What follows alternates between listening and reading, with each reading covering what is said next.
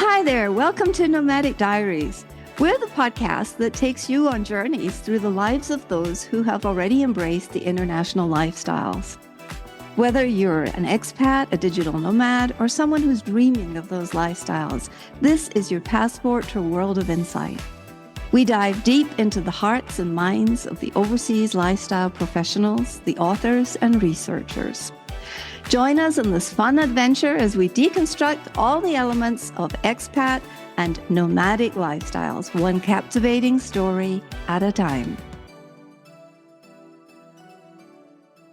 Hello, ladies and gentlemen, wherever you are on the globe. My name is Doreen Cumberford, and welcome to a very special episode of Nomadic Diaries.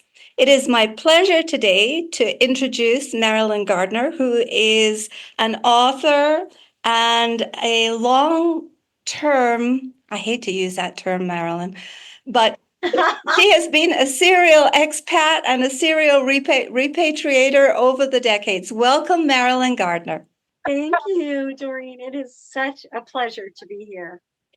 It is such a pleasure to have you on. I have admired your writing and your work and the authenticity for a very long time. So today we're going to sort of dive into this part about personal rituals and carrying our rituals and our faith with us as we cross cultures and move abroad. Tell us just in a couple of sentences a little bit about your upbringing in the Himalayas and where it went from there. Okay, thank you. It began in the foothills of the Himalayan mountains, although that is not my earliest memory. My earliest memory is I am 4 years old and I am in the southern area of Pakistan, and I'm on a flat roof. We slept outside when it was hot, so it's early morning hours. I'm on a flat roof on a rope bed. We call them charpais, and I'm sleeping under mosquito netting. Of course, I'm 4 years old, right? My older brother Tom, I remember him vividly. He must have been 6. And my younger brother, I don't think was born yet, but we had 2 other brothers who were away at school. I remember vividly the call to prayer, and I remember whispering to my brother and my mom trying desperately to keep us quiet or to get us to go back to sleep, which was a losing battle. It's such a vivid memory. And I'm not sure why, right? Because some memories I think are implanted on our mind because we remember them, but then we see a picture. So there is indeed a picture of my brother and I on a roof. So that's my earliest memory. While I was born in the United States, I was taken to Pakistan when I was 3 months old, and this will date me. But as we age, we wear it proudly, right? Because look at what we have. Look at the lives we've gotten to lead. So I was about 3 months old when I came, and I came by boat. The first journey was by boat. That was the cheaper way to travel. So arrived in Karachi Harbor. I joined a family that was already established in Pakistan. So my parents had made a home there. They 3 children. 2 of them had been born in Pakistan already. So I came on the scene as the 4th child and the only girl. So it began in Pakistan. And when I think of my childhood, I think of color. I think of vivid color. I think of hospitality. And I do think of incredible beauty.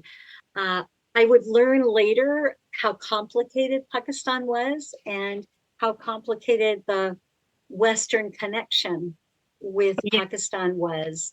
But I didn't know that as a child. As a child, I really felt embraced by community and by love. And Pakistanis were my aunties and my friends, and curry was my staple food. So that's where it all begins. You mentioned the call to prayer. And this episode is really going to be a conversation about rituals and faith. And so I think it's so interesting that the call to prayer in the Middle East and around the world is such a visceral experience because as I lived in the Middle East for almost 20 years, the call to prayer was really useful to me. I used it. And so as a child, you had that moment built into you. Yes. Yeah, the call to prayer was a significant part of my childhood and really a wonderful part of my childhood. You know, I remember this would have been when Obama was president. So it was probably like 2010 or so. And I remember him getting a lot of anger because he talked about there's nothing quite so beautiful as the sound of the call to prayer. And I Yes. remember being amazed that people would be angry, but I also really, it resonated with me, the call to prayer. And I know this resonates with you because of your years in the Middle East, but the call to prayer at sundown, like Yes. at dusk, you've got the palm trees, the Yeah. heat, and this The sun's haunting sound of the call to prayer. And I never saw it as anything but positive. Uh, I'm very clear on. I'm an Eastern Orthodox Christian. I'm very clear on my Orthodox faith, and I'm also very clear on how it was shaped within a Muslim context. so fascinating to me as I've watched your faith journey. So, how have your personal rituals evolved? So you were with a Christian family, I'm assuming, in a Muslim country as a Right. very young child. So, can you talk to me about a little bit about how those rituals are evolved or transformed? Did your family give you some sort of a translation method? Oh, that's such a good question. You know, when I think about my rituals, I think both of faith rituals as well. Well, no, let me think about this for a minute because my faith does inform all of life, and so I was going to say I think of the non-faith rituals versus the faith rituals, but the reality is that we're holistic people, right? So in terms of rituals, but I do think that there is a bit of a difference in terms of rituals that are more around leaving, like rituals of leaving, if you will, rituals of arriving. Uh, Mm. and then, of course, there's those faith practices that give meaning to life. And this was very much shaped. So when you meet, and I know I don't need to tell you this, but for the audience, when you meet practicing Muslims, faith informs their lives. Yes. The call to prayer is just the beginning, right? It is 5 times a day. It is their alarm clock. It Yes. orders times to eat. It orders times to pray, and it orders times in between. You know, you don't need a clock because okay, if it's March and I hear the call to prayer and it's the almost the last call to prayer, I kind of know what time it is. And so I watched that, and there were times where I felt like my own faith rituals seemed so shallow. Mm. My own faith rituals felt like, oh Mm. wow, what are they? I mean, one Mm. hour a week I give to church, and yeah, Mm. I my faith practices in the morning feel important, but they don't order my life, if you will. And that was actually one of the things that was so compelling to me about then moving into the Eastern Orthodox, because the Eastern Orthodox faith is very much a faith that would reflect that of my Muslim friends in terms of faith or the faith rituals, faith traditions, the feasts of the church, ordering the calendar. You're aware of these 12 feasts during the year. Yeah. Every time there's a time of feasting, it's often preceded by a time of fasting, not Mm. always. But there's never a fast without a feast, which I do love. And that, of course, we see that in Ramadan. There's a great feast, the feast of Eid, And then the next Eid, we called it Eid al-Bakri, the Eid where you see the goats everywhere, and we got invited for delicious goat meals. But back to this Eastern Orthodox tradition, so you've got these these patterns that give meaning. They give meaning to your life. That has been a really significant growth piece for me, and a really significant growth piece because my life has shifted so much. 35 houses, 3 continents, 4 countries, and 5 states. And within that, in the last 11 years, there's been this significant faith journey that has these solid pieces in my world that has been very fluid. When we live such a fluid life as we do, and a lot of people call it very liminal, which means like, I was talking about lily pads the other day and how you land on a lily pad, but a lily pad still has to float. So you're not quite settled necessarily, but how these practices can ground you and really help us. So my experience of the call to prayer was that it always reminded me that I didn't necessarily believe in all the tenets of Islam. However, and I didn't practice them all. However, I found that reminder 5 times a day was like, it just brought me to mind, oh, there's a greater power, a higher power, a universe, God, whatever you want to call it. Mm-hmm. And I think that really was a very good reminder for me to have that concrete sound in my ear to just notice, Doreen, just pay attention, even if it's for a few seconds or a minute, paying attention to life. I love that. That really echoes much of what I thought, but I don't know that I put that into words that way. But yeah, it is a call to pay attention. What are the words from the Azan, right? It is better to pray than to sleep, right? And so it's sort of this pay attention, have gratitude, notice what's around you. Yes. It's very interesting too. I I read recently a book that has become really meaningful to me, and it's called A Hole in the World. And it's really talking about rituals of grief.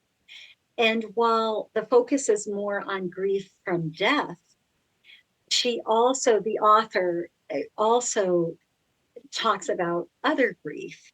And she really is emphasizing how, as the West has done away with rituals of grief, we have a gaping hole Absolutely. because we don't we don't know what to do with that grief. And I think about this cross-cultural global life and how many of us have experienced these holes, right? And so as I was reading this book, I was reading it thinking of both, the death of my brother, which has been a significant part of these last, since 2020. And then I was thinking of the grief, the accumulated grief, and in these holes, and thinking about, and it was so meaningful looking at the rituals that she talked about were always in place until more recent years.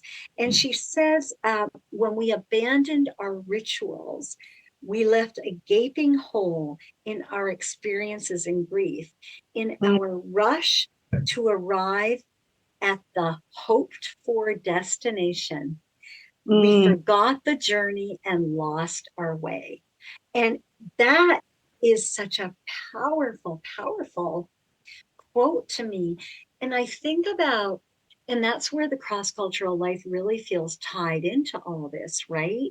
How many of us feel like we are beginning to lose our way because we don't have those rituals? We don't, and whether they be faith or whether they be portable traditions, is interesting. At one point in Iraq, in the Kurdish region of Iraq, I had this tradition and I had been doing it for years. And it was with this mug, great big Starbucks country, the global collection, the Yeah. great big Starbucks mugs. And it was a Cairo one. And I've never seen any bigger than the Oh, Cairo mug. It's like, it's massive. It's probably like, pyramid. yes, because there's a pyramid on it. So my tradition or my routine, tradition, whatever you call it, my ritual, whether I was wherever I was I would get that mug. It was given to me by a good friend. I would have a homemade latte. And that's how I'd start my day. It was sort of this, this time of calms, time of reading, as prayer. I woke up one day and I poured the latte in and it began dripping out the bottom. This Oh, mug was cracked.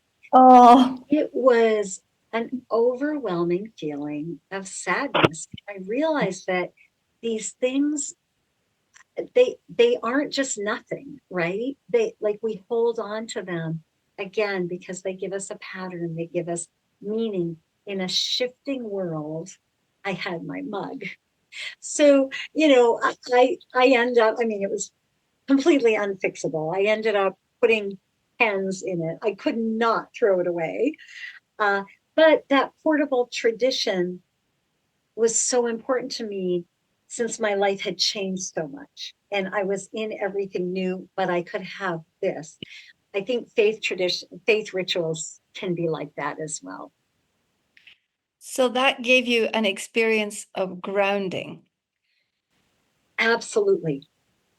Shifting world, shifting culture, a culture, moving to a culture that was both geographically and in every other way miles apart from the culture I had left.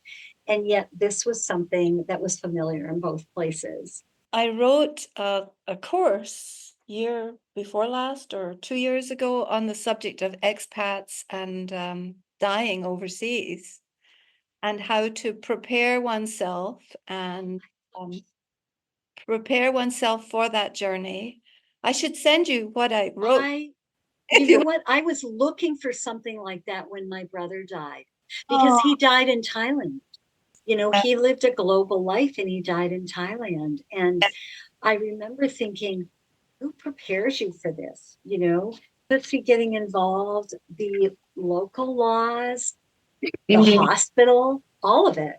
All of that. Well, I did a little piece with the Couples Summit. It's on again this year, but it was a year ago that I think I did something on death and dying overseas and how to prepare oneself, how to think about it, because there's just so much to it. So, Marilyn, one of the reasons that I'm asking you these questions is that upon having moved and transformed again to being an expatriate and living in Mexico, I have been exposed to death and dying in a fabulous way that has been very healing for my heart. And although it's extremely commercial and it feels like big celebrations and we dress up and we paint our faces and we're Katrinas and we wear funny, strange clothes and we do a parade, I think it's really important to participate in. And I think that people's souls are affected by the joy that we can actually visibly see all these offerings that they do, and they make them out of seeds and flowers in the center of the city. Oh my And, gosh. like the Rotary Club, people who have participated in Rotary here and who've passed away, and then a lot of the NGOs and the charities, and you see photographs of these people. And one hotel had one, and it had pictures of all the staff's dogs who had passed away and their animals. Wow. That's pretty amazing. So, so healing, so really healing. And Yeah. that's why I'm really interested in digging into what else can we discover about this and how You can know, we yeah. make a difference. Right, right. So, the year after my brother died, other countries, they're is something you do a year later. In Yes. the Orthodox Church, you have a liturgy if they Yeah. were a part of it. And so, my sister-in-law had lived in Kazakhstan she grew up in Kenya. Then my brother and sister-in-law lived in Kenya, and then they lived in Turkey. Then they moved to Kazakhstan, and Kazakhstan had been their home for years and years. So now she's in Denver. Then she was in Denver the year after he died, and we began talking about this, several weeks in advance. And I said, do you know what you're going to do? And she did. She got together with some friends, and she made these Uyghur noodles, a special dish that you make on the anniversary of a death. But again, it gets to the premise of this book, that without these things, we are not healthy. There is a hole. And Yeah. so it doesn't surprise me at all that this is healing for you, that you feel like, Yeah. okay, here's a place that doesn't hide death under the couch or the bed, and doesn't expect everyone to be fine a month later, or to put them on antidepressants if they're not fine. We've created an impossible grieving situation in the Western world, I believe. And Yes, which doesn't contribute to our health and well-being, because no, that cellular part of us, it's actually cellular, because the mind-body connection is such yes, a finite thing, right? exactly. So so you talked about the mug, and you talked about the rituals that helped you maintain sort of a sense of stability. Yeah. You and your family created rituals to bridge, like, your family's still intercultural, is that correct? You have children living abroad. So my son, who's been in Greece for 7 years, he now goes back and forth. His job takes him between Savannah, Georgia, and uh, all over Greece. So, Mm-hmm. so they're the main ones. But yes, my kids have each had an experience. My oldest, who was the oldest, when we repatriated, or when we moved to the U.S., it's to say repatriated. I'm not sure we were ever patriated. So how can you repatriate if you're not patriated? But she went back to Cairo, Egypt, to do her graduate school. So she was there right through the Arab Spring. Yes. She was there for 3.5 years. Our son did a gap year in Cairo before college. One of our daughters did a year in Italy and Turkey. So it's just kind of gone back and forth. And then my extended family, there's always a couple of families that are living overseas. So since this seems to be sort of the family background, this is the sort of Right. the idea that you've all grown up with and lived with. So can you describe any rituals, or even just an intention that you create to stay connected to all these family members? Right. Oh, wow. So, we have, of course, we have the great big family chat, but in terms of one of the things that keeps us connected, I think, is these family stories. And I find it fascinating that Emory University did this research, that the single uh, thing that what's the wording? The single thing that they could identify that was common across the board with resilience in children was knowing that they were part of a bigger family story. Yeah. So, and then I just read an article recently where it wasn't just, they haven't now just found out that it's about resilience, it's about self-esteem, it's Mm, about mm, it's about choices, not using harmful substances. It's really fascinating how the research has now identified this is a center for family and children, I believe, at Emory University. So these family stories that we tell and that we remind ourselves on, turns out that they aren't just, oh, there goes dad telling a story again. They're actually significant to who we are. Again, a portable tradition. And the thing with these stories is the most important stories are not the ones that, the stories are not the flat line that everything was good or everything was bad. They're the stories that have the peaks and the mountains. No, the peaks and the valleys and the mountains. Peaks and the higher peaks, right? And then there's valleys. Peaks and then there's the valleys. Yeah, exactly. That was fascinating, right? Because we don't have to tell a story where everything was good. We can tell a story that says, you know what, we had to leave this country because things were not going well, because the job or the friendships or family needed us back in the US or the marriage. We don't have to tell a brilliant story of success. We just need a story where you held on and you kept going.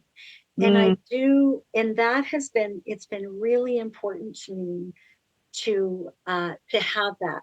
The there are the traditions in terms of our always blending cuisines, that the Pakistani food, our grandkids, my gosh, I think they went from like breast milk to spicy curry, which just made me so, so happy. And I know it made my mom happy when my kids did that. You just brushed over something that you said that I think is golden, and that is the great big family chat. The great big family chat. Can you tell us about the great big family chat, how often you do it, what it looks like, where do you lodge it, and what difference does it make? So let's start with tell us all about it.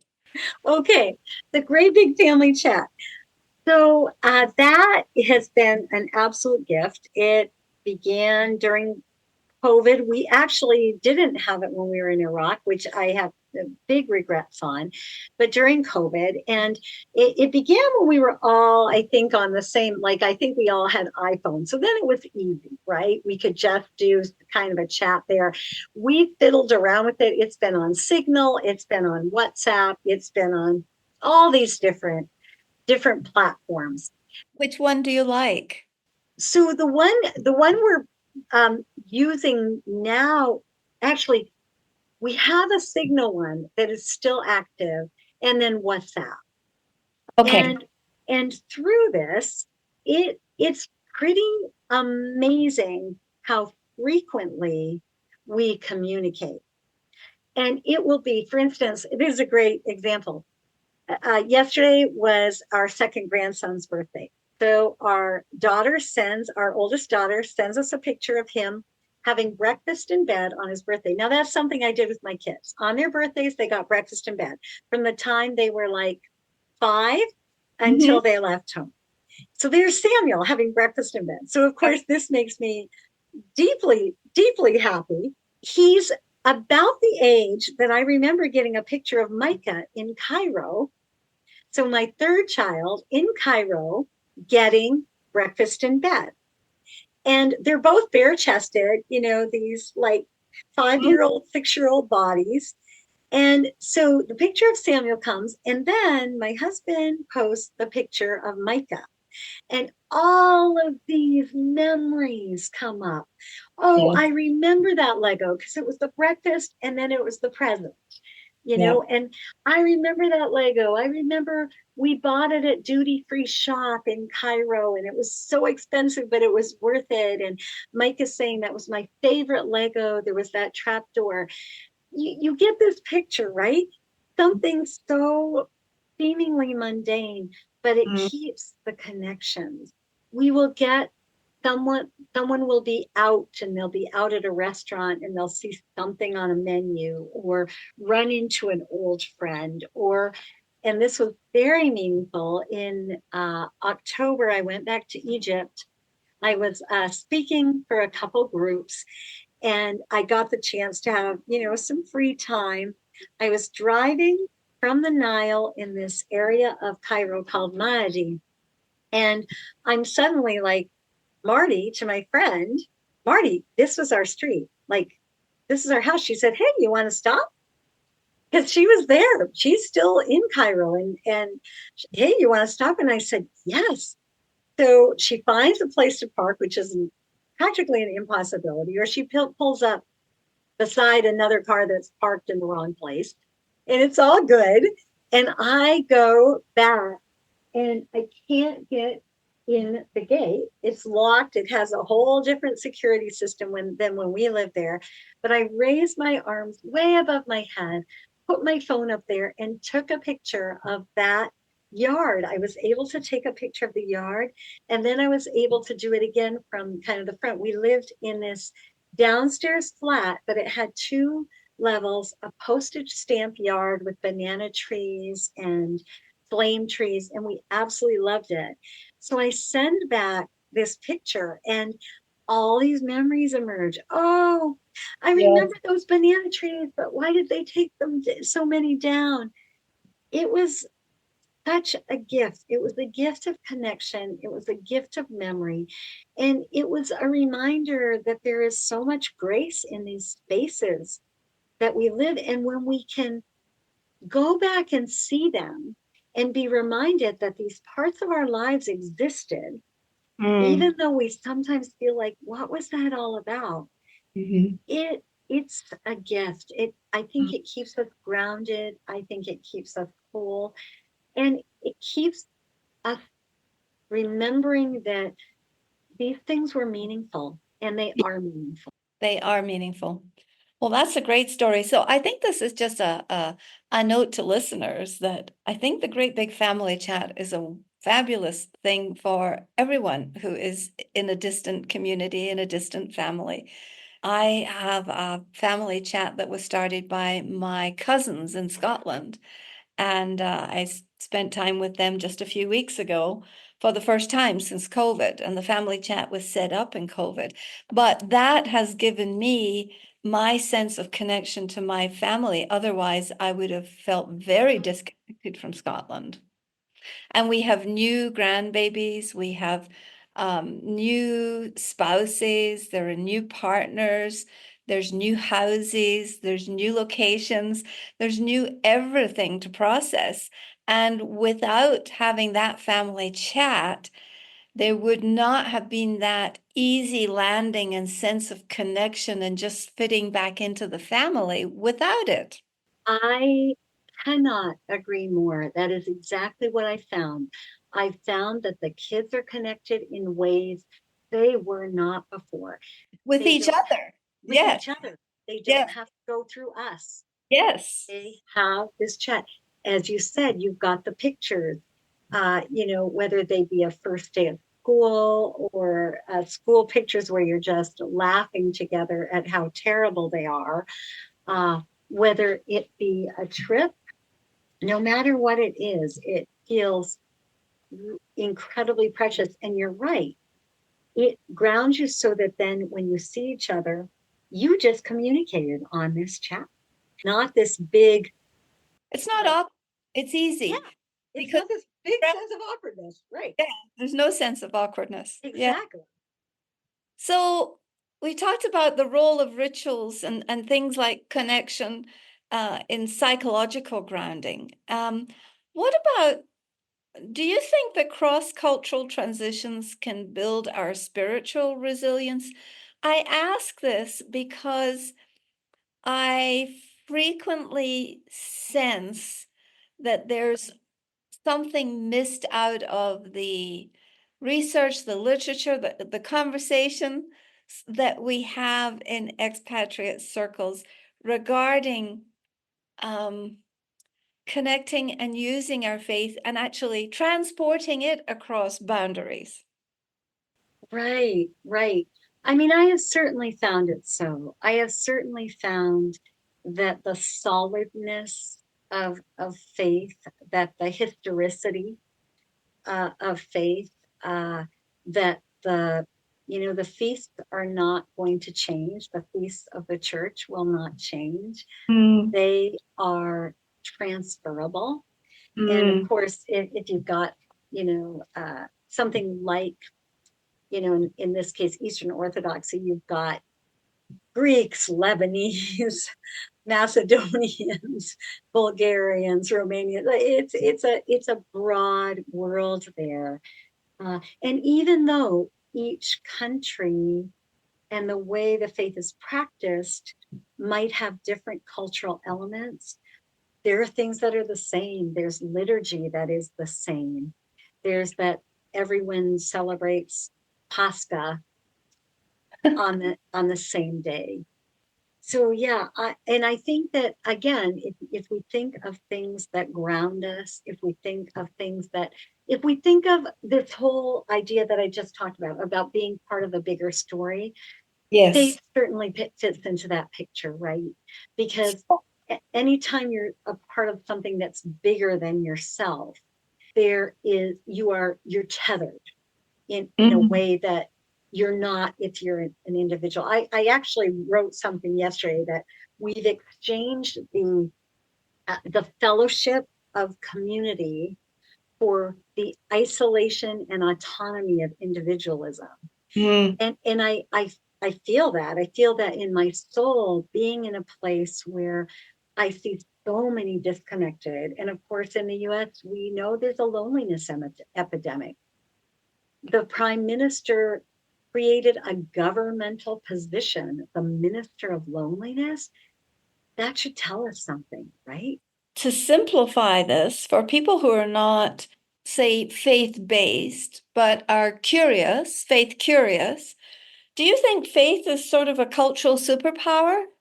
Wow, I've never thought of it like that. I really do love it, though. I love, yeah, I do. I like that. I'm going to have to think about that one. Yes, I think that there's a lot to think about, but I do believe it can be a superpower when we're crossing cultures, and that it's invisible. And I think superpowers are always invisible. It's portable. We can carry it from planet. That's right. That's right. Take it even off the planet. So perhaps we can think about our interfaith and intercultural ways of being through the prism of faith. And even if you, the listeners, don't have a faith, I think it's just an invitation to consider how you would like to build faith. Yeah, I would agree with that. I would agree with that. I think also, when there is a faith, a formal faith, if you will, you can look to people who have been leaders in that faith, whether from thousands of years ago, and watching their lives. And certainly this idea of transition and movement is something that is woven through. I mean, it's certainly woven through the Torah. It's certainly woven through the Bible. Yeah. It's this picture of movement. So what happens during movement? How can you hang on in the middle of, again, these seismic shifts? Excellent. Well, this has been a fascinating conversation. I would just like to move into a lightning round. A lightning round on these topics is kind of challenging because these are deep, Marilyn. You've given us right? You've given us a lot to think about. You've given us a lot of practical things to think about. So, Marilyn, if you could instantly become fluent in one language, which language would it be? Arabic. Describe home in 3 words. Family, colors, palm trees. So if you could teleport yourself right now to any country for 24 hours, where would you go? I would go to Pakistan. 1,000%. What is the most valuable perspective or attitude that you have used to pack in your mental baggage as you've traveled the world? Being capable of complexity. Interesting. What's one culture shock experience that transformed your perspective? Wow. I'm sure, I'm thinking that it definitely would have been on this side of the globe rather than the other. So it definitely has been around this whole idea of individualism versus collectivism, and collectivistic culture versus individualistic. I just remember being absolutely appalled meeting someone that had no one to call when she was sick. It was just it was unthinkable, and just my saying to her, I would have loved to come over. I wish I had known. And having her kind of like, this was just life. Like, you didn't bother people. You didn't, it was like bother people. It was, those have been culture shock moments for me. Yes. That you can actually, that people exist that way. Well, thank you. This has been a wonderful conversation, sort of around the edges on the subject of rituals and faith. Is there one last thought that you would like to deliver to our listening audience today, or one last hope or blessing for them? Wow. I'm often asked, is this worth it? Is this, especially, and I ask myself that, right? And I think whatever it is, I think the deep richness, the recognition of people and relationships and space, and the combination of all of that, and being able to experience it in these different places and with different people is an extraordinary, extraordinary privilege. There is a grace to space. There is a grace to relationships that just stays with you, and along with those rituals, along with these other things, gives so much meaning to your life. So here you heard it from the amazing Marilyn Gardner, who has the blog Communicating Across Boundaries. Please look for her there. Where else can people find you? So I'm on Instagram at Marilyn Gardner 5, Facebook. And even though blogs are supposedly dead, mine, it continues to survive, and it's a joy to connect with people that way. Thank you. Thank you so much for bringing your wisdom here, for bringing your vast perspective over the decades and the experiences that you have enjoyed on 35 houses in 3 continents and 4 countries and 5 states with 5 kids and 4 grandchildren. And please, listeners, remember you heard it here on Nomadic Diaries. Please give us a little love and a little like or a review. So much appreciated. Thank you, Marilyn. Thank you so much, Doreen.